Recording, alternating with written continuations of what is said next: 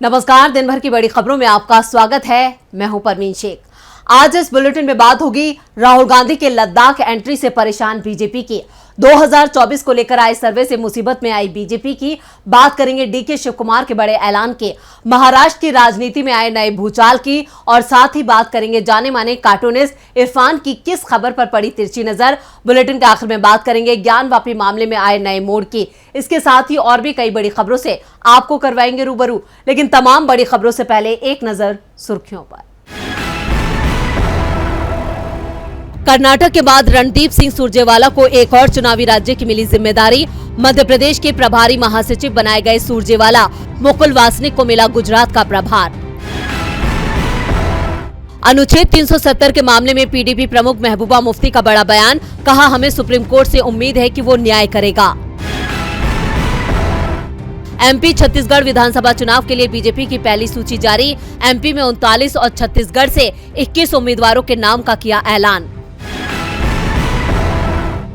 उद्धव ठाकरे से मिले कांग्रेस प्रदेश अध्यक्ष नाना पटोले, इंडिया गठबंधन की मीटिंग पर हुई चर्चा। 31 अगस्त से शुरू होगी 2 दिवसीय इंडिया गठबंधन की बैठक। ये तो थी सुर्खियां और अब बात आज की सबसे बड़ी खबर की। राहुल गांधी 2 दिन के लद्दाख दौरे पर हैं, जहां वो 2024 को लेकर कांग्रेस नेताओं कार्यकर्ताओं से मुलाकात कर आगे की रणनीति पर चर्चा करेंगे। लेकिन लद्दाख जाने से पहले राहुल गांधी ने बीजेपी और पीएम मोदी को करारा जवाब दिया है। क्या है पूरी खबर, देखते हैं ये रिपोर्ट। इस साल होने वाले 5 राज्यों के विधानसभा चुनाव और अगले साल होने वाले लोकसभा चुनावों ने देश का सियासी पारा चढ़ा रखा है। देश की सत्ता से बीजेपी को उखाड़ फेंकने के लिए कांग्रेस हर रोज अपने कार्यकर्ताओं और नेताओं में जोश भर रही है। कांग्रेस में बैठकों का दौर जारी है, तो वहीं राहुल गांधी भी लगातार राज्यों का दौरा कर रहे हैं। आज राहुल गांधी लद्दाख पहुंचे, जहां उनका लोगों, कांग्रेस नेताओं और कार्यकर्ताओं ने जोरदार स्वागत किया। केंद्र शासित प्रदेश के लेह एयरपोर्ट पर बड़ी संख्या में कांग्रेस समर्थकों ने नारेबाजी की। राहुल गांधी लेह में कांग्रेस इकाई के नेताओं से मुलाकात करेंगे। अपनी भारत जोड़ो यात्रा के दौरान पूर्व कांग्रेस अध्यक्ष लेह नहीं जा सके थे। उन्होंने लोकसभा में अविश्वास पर अपने भाषण के दौरान कहा था कि वो जल्द ही लेह का दौरा करेंगे। इससे पहले आज राहुल गांधी ने दिल्ली में नेहरू मेमोरियल संग्रहालय और पुस्तकालय का नाम बदलकर प्रधानमंत्री स्मारक संग्रहालय और पुस्तकालय करने के विवाद पर बात की। उन्होंने कहा कि उनके परदादा जवाहरलाल नेहरू को उनके काम के लिए जाना जाता है, न कि उनके नाम के लिए। उन्होंने अपने वक्त में जो काम किए हैं उनको लेकर उन्हें आज भी याद किया जाता है। Nehru memorial name got change sir, what you have to say on that sir? Nehru ji की पहचान उनके कर्म, उनका नाम है। मोदी सरकार ने सोमवार को आधिकारिक तौर पर नेहरू मेमोरियल संग्रहालय और पुस्तकालय का नाम बदलकर प्रधानमंत्री संग्रहालय और पुस्तकालय कर दिया। इस पर कांग्रेस नेता जयराम रमेश ने बुधवार को कहा कि प्रधानमंत्री नरेंद्र मोदी देश की स्वतंत्रता संग्राम में जवाहरलाल नेहरू के महान योगदान को कभी नहीं छीन सकते। राहुल गांधी के एक्शन से बीजेपी की चिंता और बढ़ गई है। चिंता तो बीजेपी की 2024 को लेकर आए सर्वे ने भी बढ़ा दी है। इस सर्वे में खुलासा किया गया है कि एनडीए और इंडिया गठबंधन को वोट शेयर और सीटों में ज्यादा अंतर नहीं है।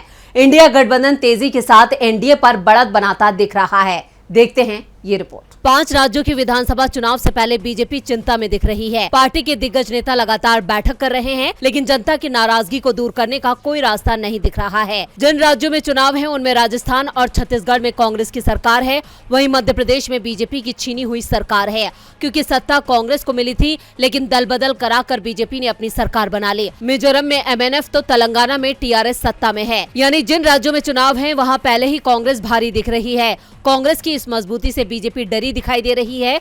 मिजोरम में तो बीजेपी को शून्य पर सिमटने का डर लग रहा है। मध्य प्रदेश में शिवराज सिंह चौहान की सरकार पर भ्रष्टाचार, आदिवासी, दलित और महिला उत्पीड़न के कई आरोप लगे हैं। ज्योतिरादित्य सिंधिया के कारण भी बीजेपी के पुराने नेता नाराज दिख रहे हैं। पार्टी में बगावत के हालात हैं, ऐसे में सत्ता फिसलती दिख रही है। तेलंगाना में बीआरएस और कांग्रेस के बीच मुकाबला माना जा रहा है। बीजेपी पिछड़ती जा रही है, तो राजस्थान में पार्टी की अंदरूनी गुटबाजी ने उसकी संभावनाओं को बेहद कमजोर कर दिया है। राजेश पायलट का अपमान भी बीजेपी पर भारी पड़ सकता है, जबकि छत्तीसगढ़ में पहले से मजबूत कांग्रेस के सामने बीजेपी लाचार दिख रही है। इधर लोकसभा चुनाव के लिए बीजेपी के लिए अच्छी खबर नहीं है। हाल ही में एक नेशनल टीवी चैनल के सर्वे में 65% लोगों ने इंडिया की सरकार सरकार बनने का दावा किया है। केवल 35% लोग एनडीए के साथ दिखे। वहीं दूसरे चैनल ने एनडीए को 42.60% वोट तो इंडिया को 40.20% वोट मिलने का अनुमान बताया है। 2019 में एनडीए को 45% और यूपीए को 30% वोट मिले थे और ये स्थिति तब है जब इंडिया गठबंधन को बने 1 महीना भी नहीं हुआ है और अंतर तेजी से कम हुआ है और इसी की परेशानी मोदी सरकार के चेहरे पर दिख रही है, क्योंकि बीजेपी को एहसास है कि ये अंतर भी जल्द खत्म होने वाला है। इंडिया गठबंधन की बढ़ती ताकत से बीजेपी अभी से डरी नजर आ रही है। कांग्रेस ने भी बीजेपी के डर में इजाफा कर दिया है। 2024 लोकसभा चुनावों में बीजेपी को मात देने के लिए कांग्रेस नई योजनाएं बना रही है। ऐसी ही एक जबरदस्त योजना पर कर्नाटक में काम चल रहा है। क्या है पूरी खबर, देखते हैं ये रिपोर्ट। 2019 के लोकसभा चुनाव में कांग्रेस को राज्य की 28 सीटों में से केवल 1 सीट ही मिली थी, लेकिन इस बार कांग्रेस की प्लानिंग कम से कम 20 सीटें जीतने की है। साथ ही बीजेपी के ऑपरेशन लोटस का तगड़ा जवाब भी कांग्रेस देना चाहती है, जिसके लिए कांग्रेस ने ऑपरेशन हस्त तैयार किया है। हस्त का मतलब हाथ होता है। लोटस बीजेपी का चुनाव चिन्ह है और हाथ कांग्रेस का। तो अब कांग्रेस ऑपरेशन हस्त चलाकर उन नेताओं की घर वापसी में जुटी है जिन्होंने बीजेपी के साथ जाकर राज्य में कांग्रेस की सरकार गिरा दी थी। बीजेपी में जाकर बहुत से नेता पछता रहे थे, तो कांग्रेस अब उन्हें भूल सुधार का मौका दे रही है। बताया जा रहा है कि बीजेपी के पूर्व मंत्री एसटी सोमशेखर और एमटीबी नागराज जल्द ही कांग्रेस में आ सकते हैं। दोनों नेता ऑपरेशन लोटस शुरू करने के बाद बीजेपी में शामिल हो गए थे। यशवंतपुर से मौजूदा बीजेपी विधायक सोमशेखर ने हाल ही में एक सार्वजनिक समारोह में घोषणा की थी कि उप मुख्यमंत्री डीके शिव कुमार उनके गुरु हैं। उन्होंने ये भी कहा था कि उन्होंने राजनीतिक रूप से जो कुछ भी हासिल किया है वो शिव कुमार के आशीर्वाद के कारण है। उनकी टिप्पणी से बीजेपी को शर्मिंदगी उठानी पड़ी थी। पूर्व मंत्री एमटीबी नागराज ने ये कहकर अपनी नाराजगी सार्वजनिक कर दी कि बीजेपी में शामिल होने के बाद से वो चुनाव नहीं जीत पा रहे हैं। इनके अलावा कांग्रेस से बीजेपी में शामिल हुए वरिष्ठ नेता एच विश्वनाथ भी कह चुके हैं कि वो कांग्रेस में वापसी करेंगे। वहीं ऑपरेशन हस्त के बारे में डीके शिव कुमार का कहना है कि कांग्रेस का मुख्य लक्ष्य लोकसभा चुनाव है। उन्होंने कहा कि हमने पार्टी कार्यकर्ताओं को नफरत की राजनीति नहीं करने और पार्टी का वोट शेयर बढ़ाने के निर्देश दिए हैं। साफ है कि अगले साल चुनाव में भी विधानसभा चुनावों की तरह बीजेपी को मात देने की तैयारी कांग्रेस ने कर ली है। महाराष्ट्र की राजनीति में अपनी ताकत का एहसास कराने के लिए आज एनसीपी चीफ शरद पवार ने बीड में एक बड़ी रैली को संबोधित किया। इस रैली में जुटी भीड़ से बीजेपी और भतीजे अजीत पवार के माथे पर शिकन पड़ना लाजमी है। क्या है पूरी खबर, देखते हैं ये report. NCP chief Sharad Pawar ने एक बार फिर मोदी सरकार पर तीखा हमला बोला है। उन्होंने तंज कसते हुए कहा कि आज देश की सत्ता चमत्कारी लोगों के हाथ में है। शासकों की नीति यह है कि कैसे जाति, धर्म और भाषा के आधार पर लोगों के बीच दूरियां बढ़ाई जाए। शरद पवार ने कहा कि आप जानते हैं कि पेट्रोल डीजल के दाम कहां चले गए हैं। महंगाई की सरकार को चिंता नहीं है, सिर्फ चुनाव की चिंता है। विरोधी दल की सरकार को कैसे गिराना है, इसी में ये लोग लगे रहते हैं। सत्ता के दुरुपयोग से गोवा, महाराष्ट्र, मध्य प्रदेश में सरकारें उखाड़ फेंकी गयी। देश का मतदाता स्थिर सरकार चुनता है, लेकिन ये केंद्र की ताकत से उस सरकार को उखाड़ कर फेंक देते हैं। इन्हें चीन की चिंता नहीं है, मणिपुर में जो हो रहा है उसकी चिंता पूरे देश को है, लेकिन बीजेपी को इसकी चिंता नहीं है। पवार ने दिल्ली में नरेंद्र मोदी के उस बयान पर भी निशाना साधा जिसमें पीएम ने कहा था कि मैं 15 अगस्त को फिर लाल किले पर तिरंगा फहराऊंगा। पवार ने कहा कि महाराष्ट्र में भी एक मुख्यमंत्री थे देवेंद्र फडणवीस जो कहते थे कि मैं फिर आऊंगा, लेकिन वो निचले पायदान पर आ गए। प्रधानमंत्री को फडणवीस से सीख लेनी चाहिए और नीचे के पायदान के बारे में सोचना चाहिए। पवार ने बीड के एनसीपी विधायक धनंजय पर बिना नाम लिए निशाना साधा। धनंजय अजीत पवार गुट के साथ हैं और इस समय शिंदे सरकार में मंत्री हैं। पवार ने कहा कि बीजेपी हार गई थी और आज बीजेपी के साथ में है। इस बात को याद रखें कि कल लोगों को वोट देने का मौका मिलेगा तो इस जिले के मतदाता आपको नहीं बताएंगे कि कहां बैठना है। महाराष्ट्र की सियासत में शरद पवार के हर एक कदम पर बीजेपी की पैनी नजर है। वहीं नजरें तो इस वक्त गुजरात पर भी हैं। गुजरात को बीजेपी का सबसे मजबूत गढ़ माना जाता है। यहां पार्टी 25 सालों से सत्ता में है, लेकिन अब ये गढ़ दरकता हुआ दिखाई दे रहा है। पार्टी के अंदर बगावत भड़कती दिख रही है, क्योंकि शंकर सिंह वाघेला के बाद पूर्व मुख्यमंत्री सुरेश मेहता बीजेपी की मुश्किलें बढ़ाते नजर आ रहे हैं।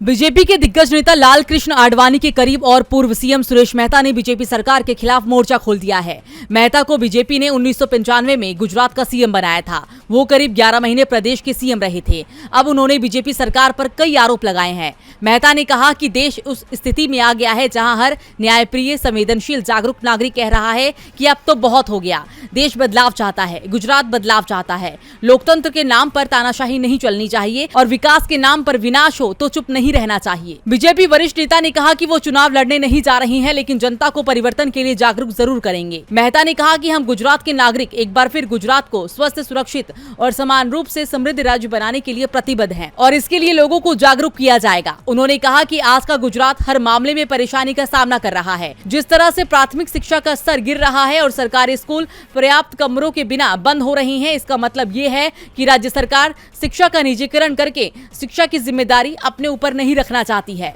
गुजरात के साथ साथ राजस्थान में भी बीजेपी की आपसी खींचतान से बीजेपी आलाकमान मुश्किल में है। राजस्थान विधानसभा चुनावों को लेकर हलचल तेज है। बीजेपी सत्ता में वापसी को लेकर एड़ी चोटी का जोर लगा रही है। बीजेपी ने स्टेट इलेक्शन मैनेजमेंट और मैनिफेस्टो कमेटी की घोषणा कर दी, जिससे वसुंधरा राजे सिंधिया को बड़ा झटका लगा है। क्या है पूरी खबर, देखते हैं ये रिपोर्ट। बीजेपी पार्टी ने राजस्थान की पूर्व मुख्यमंत्री वसुंधरा राजे सिंधिया को बड़ा झटका दिया है। राजस्थान में विधानसभा चुनाव की घोषणा से पहले भाजपा ने चुनाव प्रबंधन समिति और मैनिफेस्टो कमेटी की घोषणा कर दी है, लेकिन हैरान करने वाली बात यह है कि बीजेपी के प्रमुख नेताओं में से एक कही जाने वाली राजस्थान की पूर्व सीएम वसुंधरा राजे को चुनाव अभियान और घोषणा पत्र कमेटी में जगह नहीं मिली है। इसके बाद से यह अटकलें लगने लगी है कि भाजपा में अभी सब कुछ ठीक नहीं चल रहा है। केंद्रीय कानून मंत्री अर्जुन राम मेघवाल को बड़ी जिम्मेदारी दी गई है। मेघवाल को घोषणा पत्र समिति का संयोजक बनाया गया है। कहा यह भी जा रहा है कि वसुंधरा से किनारा करना पार्टी अध्यक्ष जेपी नड्डा का बड़ा कदम है। बीजेपी अध्यक्ष जेपी नड्डा की तरफ से जारी की गई प्रदेश चुनाव प्रबंधन समिति का संयोजक नारायण पंचारिया को बनाया गया है। पंचारिया प्रदेश उपाध्यक्ष और पूर्व सांसद हैं, तो वहीं बीजेपी की तरफ से पहले ही साफ किया जा चुका है कि इस बार का चुनाव प्रदेश में मोदी के चेहरे पर लड़ा जाएगा। सीएम अशोक गहलोत बीजेपी पर पहले ही कई बार तंज कस चुके हैं कि बीजेपी वसुंधरा राजे की जगह सीधे पीएम के चेहरे पर चुनाव लड़ने जा रही है और ऐसे में घोषणा पत्र में वसुंधरा राजे सिंधिया को जगह न देना बीजेपी की कार्यशैली पर सवाल उठाता है। वहीं देखना यह भी दिलचस्प होगा कि कांग्रेस की तरफ से अब क्या प्रतिक्रिया सामने आती है। राजस्थान में बीजेपी की आपसी फूट कांग्रेस की मजबूती है। राजस्थान के बाद देखते हैं कि जाने माने कार्टूनिस्ट इरफान की किस खबर पर पड़ी तिरछी नजर।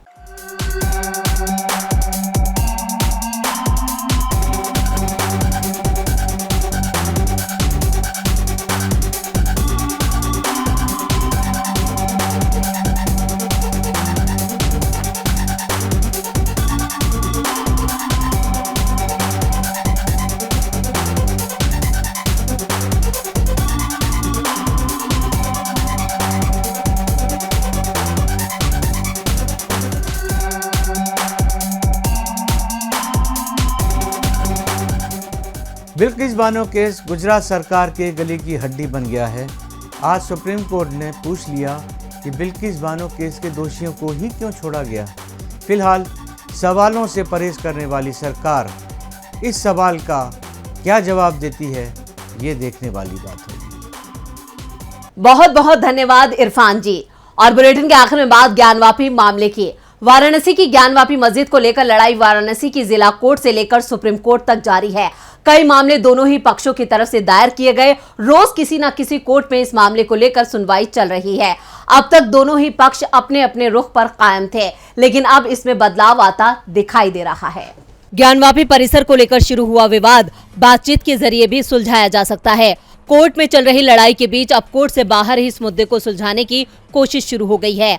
मामला जिला अदालत से लेकर हाई कोर्ट और सुप्रीम कोर्ट तक पहुंच चुका है, लेकिन अब इसे खत्म करने के लिए हिंदू और मुस्लिम दोनों ही पक्ष बातचीत से रास्ता तलाश रहे हैं।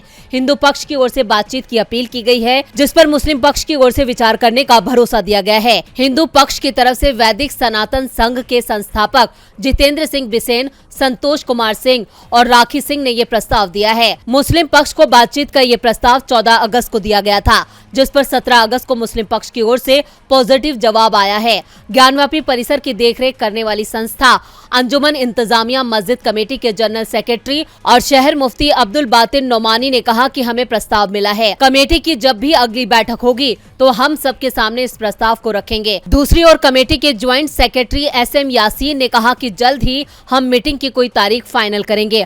अगर मसले का हल बातचीत से निकल सकता है तो कोशिश होनी चाहिए। इस समय ज्ञानवापी परिसर का सर्वे का काम चल रहा है। वाराणसी जिला अदालत ने ASI सर्वे को आदेश दिया था और सुप्रीम कोर्ट ने इसे बरकरार रखा है। सर्वे का काम पूरा होने के बाद इसकी रिपोर्ट 2 सितंबर तक डिस्ट्रिक्ट कोर्ट में देने का आदेश है। तो आज इस बुलेटिन में इतना ही। देखते रहिए DB लाइव। नमस्कार।